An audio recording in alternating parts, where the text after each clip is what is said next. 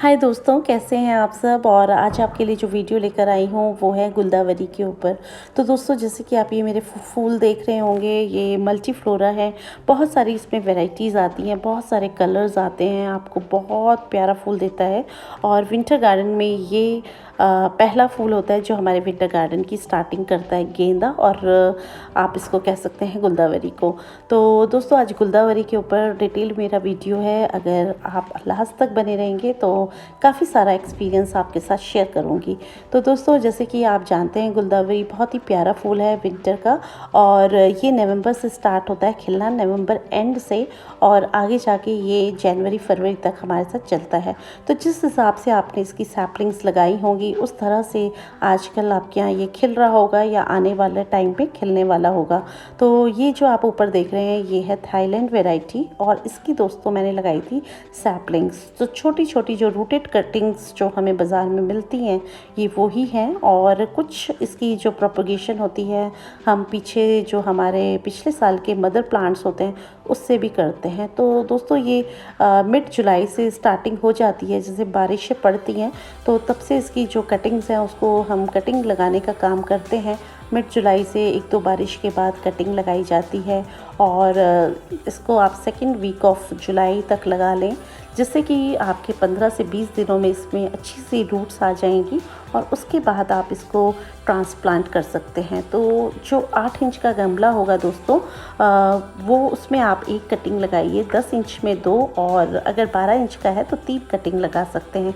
उससे क्या होगा कि जब हम इनकी पिंचिंग करेंगे और ये पूरा ही गमला जो है इस तरह से कलियों से भर जाएगा।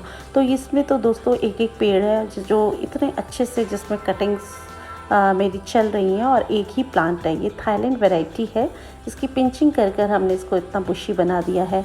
तो बात करूं अगर पॉट की, तो दोस्तों क्ले पॉट या फिर प्लास्टिक पॉट आप दोनों ही ले सकते हैं। और सॉइल मिक्स की अगर मैं बात करूं तो वो 70-30 का मैं रेशियो रखती हूं। जैसे 70% हो गया सॉइल, और सॉइल में मेरे रेत मिला हुआ होता है, इसलिए मैं उसमें कई बार रेत नहीं मिलाती हूँ। अगर चिकनी मिट्टी है तो आप उसमें थोड़ी सी रेत भी मिला सकते हैं। और 30% के करीब उसमें कंपोस्ट डालती हूँ, जैसे कि गोबर की खाद हो गई या फिर वर्मी कंपोस्ट हो गई। तो जो आपके पास अवेलेबल हो आप वो डाल सकते हैं, लेकिन जो खाद है वो पूरी तरह से सड़ी हुई होनी चाहिए, कंपोस्ट हो रखी हो, डिकम्पोस्ट बहुत अच्छे से हो रखी हो। कच्ची खाद आप ना डालें।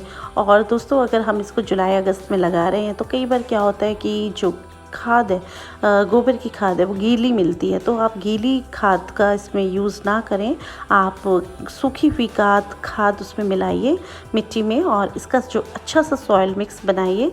साथ में मिट्टी और खाद के आप नीम खली और फंगीसाइड पाउडर डाल सकते हैं। थोड़े से दाने आप चाहें तो DAP के डाल दीजिए, नहीं तो बाद में हम फर्टिलाइज़ तो करते ही हैं इनको। और बस इस तरह से एक भुरभुरा सा, बहुत ही सॉफ्ट सा मीडियम बनाते हैं सॉइल का, और उसमें इन कटिंग्स को लगाया जाता है। तो आमतौर पर जो भी कटिंग्स हम लगाते हैं बहुत ही सॉफ्ट मीडियम में लगाते हैं। बहुत ज़्यादा चिकनी मिट्टी नहीं होनी चाहिए, सख्त मिट्टी नहीं होनी चाहिए, बिल्कुल जैसे कि आप उंगली से भी गुड़ाई कर लें इस तरह की मिट्टी होनी चाहिए दोस्तों। तो बस यही काम हमें करना है। सॉइल मिक्स की बात कर ली। अब मैं इसका जो ब्लूमिंग टाइम है वो आपको बताती हूँ। ये 3rd वीक ऑफ नवंबर से खिलता है दोस्तों, और फरवरी मिड तक ये फूल जो हैं चलते हैं हमारे साथ। तो जिस तरह से आपने इसकी सैपलिंग लगा रखी है उस तरह से ये आपको फूल देते हैं। तो जो ये थाईलैंड वैरायटी है दोस्तों, ये मैं आपको बताती चलूँ कि जब ये पूरी तरह से फ्लावरिंग इसमें हो जाएगी और सारे जो इसके फ्लावर्स हैं वो स्पेंट हो जाएंगे, तब आप इसको ऊपर से कट कर दीजिए। ये एक बार और होली के आसपास आपको ये फ्लावरिंग देगा। तो जो ये थाईलैंड वैरायटी है ये पूरे साल भर ही कभी कभी कलियां इसमें बनी रहती हैं और फ्लावरिंग होती रहती है। लेकिन इसको आपको अगर मदर प्लांट यूज़ करना है तो आप इसकी कलियां बिल्कुल ना लें और इसको ऊपर से कट करते रहें। तो उससे ये क्या होगा कि जल्दी से ख़राब नहीं होगी। और ये आप ब्लैक कलर का देख रहे हैं, ये कुछ चेपा टाइप का होता है। तो अक्सर ये हमारे साथ प्रॉब्लम होती है गुलदावरी में कि इसमें ये वाइट स्पा है या फिर ये ब्लैक कलर का जो चेपा होता है ये लग जाता है। तो इसको आप पाइप से प्रेशर बना के जब तक कलियां खुले ना तब तक आप कर सकते हैं। नहीं तो आप 1 चम्मच जो आपका नीम ऑयल होता है उसमें थोड़ा सा बेकिंग सोडा मिलाकर और 1 लीटर पानी में उससे भी आप इसका स्प्रे कर सकते हैं। तो जो पीछे की साइड है, ये लंबे लंबे जो गमले आप देख रहे हैं, बहुत लंबी हो गई थी, ये तो मैंने पीछे रख दी थी। तो दोस्तों ये बॉल वैरायटी है। तो बॉल वैरायटी में अक्सर हम पिंचिंग नहीं करते हैं, उसमें एक ही फ्लावर लेते हैं बॉल की तरह का। और ये देखिए ये है कुछ कुछ बॉल वैरायटी। तो दोस्तों कुछ कुछ इसलिए कह रही हूँ क्योंकि मैंने इसमें 3-4 फ्लावर्स ले लिए हैं। अगर मैं सारी कलियाँ तोड़ देती तो एक ही फूल आता और बहुत बड़ा फूल आता, बिल्कुल बॉल के आकार का आता। तो इस तरह से जितनी भी छोटी छोटी कलियाँ हैं वो तो मैं निकाल देती हूँ, लेकिन जो 2-3 कलियाँ मैंने रखी हुई हैं। और ये फिर छोटी वाली ड्रॉप वैरायटी है। और यहाँ पर सारी ये देखिए स्पाइडर वाली है, कुछ इसमें बॉल वाली वैरायटी है। बहुत सुंदर कलर्स हैं, सबके कलर्स हैं। तो अब देखिए कलर्स दिखने लग गए हैं। अभी कलियाँ खुली नहीं हैं, कुछ खुल गई हैं, कुछ अभी दिख ही रही हैं। तो बस इसी तरह से दोस्तों कटिंग लगाने के 2 हफ्ते बाद तक आप पानी देना है और उसके बाद उन पे खुरपी से गुड़ाई करनी है, तो जिससे कि एरिएशन बनी रहे और प्लांट की ग्रोथ हो। 4 से 5 हफ्ते तक आपको गुड़ाई अच्छे से करनी है और वीक में 1 दिन आप कर लीजिए, जिससे कि उसमें हवा जाती रहे और प्लांट जो है अपनी अच्छी सी ग्रोथ ले ले। दोस्तों 4 हफ्ते बाद जब आपका प्लांट थोड़ा थोड़ा बढ़ने लगे, उसमें थोड़ा सा पिंचिंग करनी शुरू कर देनी चाहिए हमें। 5-6 इंच की अगर हमारी कटिंग हो जाए तो उसमें 8 से 10 दिन में छोड़कर उसको हमें 4 से 5 बार इसकी अगर हम पिंचिंग कर देंगे छोटी वाली ड्रॉप वैरायटी की, तो बहुत अच्छा हमारा जो प्लांट है बुशी हो जाता है। और ये स्पाइडर वैरायटी जो देखिए पूरे प्लांट पर मैंने एक ही फूल लिया है, तो कितना बड़ा साइज़ आया इसका।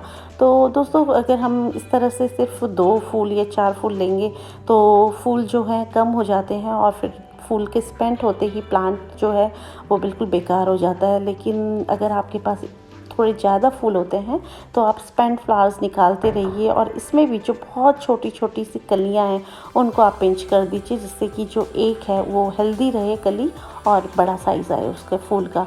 तो बस ये सब करना है दोस्तों। मेरे जो घर में काम चल रहा था उसके कारण मेरी जो गुलदावरी थी थोड़ा इधर उधर रखी हुई थी, तो जिससे मैं इन पे ज़्यादा ध्यान नहीं दे पाई इधर वाली पे जो ये लंबी वाली है। तो अब मैं इनकी स्टिकिंग भी करूँगी और इनकी जो कलियां हैं वो आपके साथ आज निकालती भी जा रही हूँ, जिससे कि फटाफट से जो अब आने वाला टाइम है इनकी ग्रोथ हो और प्लांट मेरा बहुत बढ़िया हो जाए, और जिससे कि 1-2 फूल खिलें तो बहुत बड़े साइज़ के खिलें। तो बस जो बहुत ही ज़्यादा छोटी छोटी कलियां हैं उनको आपको पिंच कर देना है।